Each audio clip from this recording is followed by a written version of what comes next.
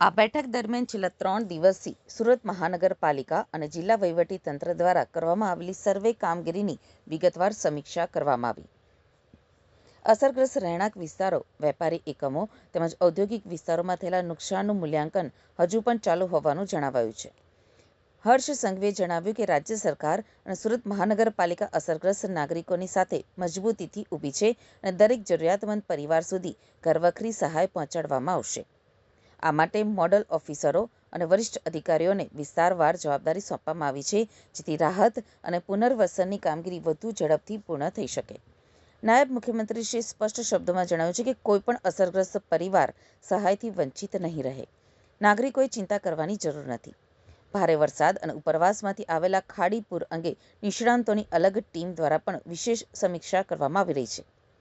જ્યારે વરસાદ અને પૂર સંબંધિત વિગતવાર માહિતી જિલ્લા કલેક્ટર દ્વારા જાહેર કરવામાં આવશે. અત્યાર સુધીમાં અસરગ્રસ્ત વિસ્તારોમાં 3300થી વધુ લોકોને જરૂરી રાહત કીટનું વિતરણ કરવામાં આવ્યું હોવાનું પણ બેઠકમાં જણાવાયું છે.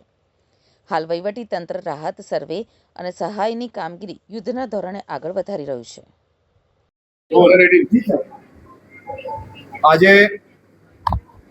સુરત શહેરમાં તારીખ 7 જુલાઈએ જે ભારે વરસાદના કારણે સુરત શહેરના મોટા ભાગના વિસ્તારોના નાગરિકોએ જે હાલાકી ભોગવવી પડી હતી અને અનેક સોસાયટીઓ હોય, રેસિડેન્શિયલ એરિયા હોય, કોમર્શિયલ એરિયા હોય કે ઇન્ડસ્ટ્રીયલ, આ તમામ વિસ્તારોમાં ભારે વરસાદના કારણે અનેક લોકોએ જે નુકસાની ભોગવવી પડી છે તેની સર્વેની કામગીરી જે છેલ્લા 3 દિવસથી રાત દિવસ સુરત શહેર મહાનગરપાલિકા અને વહીવટી તંત્ર દ્વારા જે કરવામાં આવ્યું તેની એક રિવ્યુ બેઠક રાખવામાં આવી હતી અને આવનારા દિવસોમાં આ સૌ નાગરિકો જોડે ખભે ખભા મિલાવીને એમની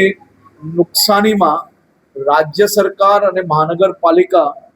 કયા પ્રકારે સાથે ઊભા રહી શકે તે માટે ટોટલ નુકસાન, ટોટલ રેસિડેન્શિયલ એરિયામાં કેટલું નુકસાન થયું હશે, કોમર્શિયલમાં અને ઇન્ડસ્ટ્રીયલમાં તેનું રિવ્યૂ રાખવામાં આવ્યું હતું અને સાથે સાથે સ્વચ્છતા, સ્વાસ્થ્ય, આ બધી જ કામગીરીની બી રિવ્યૂ બેઠક આજે રાખવામાં આવી હતી અને કેસ્ટ્રોલ અને ઘરવખરી માટે બી જે કામગીરી ચાલે છે એ કાલ સાંજ સુધી કઈ રીતે હજી વધુ ટીમો બનાવીને લોકોને મદદગાર થઈ શકાય તે માટેની વ્યવસ્થાનું પ્લાનિંગ કરવામાં આવ્યું છે. એમનો સર્વે બી મોટા ભાગે આપણે એક ઓનલાઈન વ્યવસ્થા બી કરી છે કે જેના કારણે કે કોઈ વ્યક્તિ, કોઈ અધિકારી અગર કોઈ ગુને ના પહોંચી શક્યો હોય અને કોઈ વ્યક્તિએ ફિઝિકલી એનો રિપોર્ટ ના કરાવ્યો હોય તો ઓનલાઈન વ્યવસ્થા બી આપણે એના માટે કરી રહ્યા છે, જે આજે સાંજ સુધી એ બી લિંક જનરેટ થઈ જશે અને એ જ વેબસાઇટ પર તમામ લોકો જ્યાં પોતે ફિઝિકલ સર્વે માટે સરકારીની ટીમ ના પહોંચી શકી હોય તો એને ખાલી એ વેબસાઇટ પર જઈને એનો ફોટો અને ત્યાંની પરિસ્થિતિ અંદર લખી શકે, જેથી સરકારી ચોપડે આવી જાય અને એને બી મદદ આપણે પહોંચાડી શકીએ. એ લોકોને બી સંપૂર્ણ હમણાં જે આખો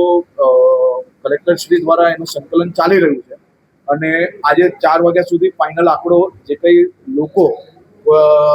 કોઈક વીજળી પડવાના કારણે, કોઈક